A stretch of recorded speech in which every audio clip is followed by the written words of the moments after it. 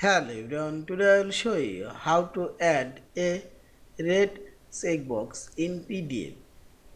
Open your PDF file and select Tools option and scroll down. Here you will find this Prepare From option.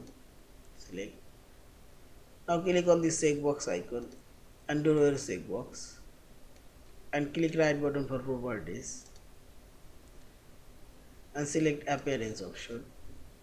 And choose border color red and select a text color means checkbox symbol color. I'll choose red and select option. You can choose here check, circle, diamond, square, I'll choose circle and close and preview and click on this and see this and edit. I'll insert any another checkboxes.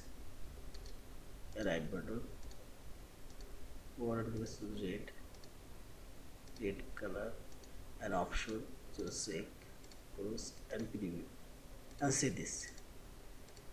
Red check boxes and checkmark symbol already added. Yeah, thank you for watching. Please subscribe, like, share and comments.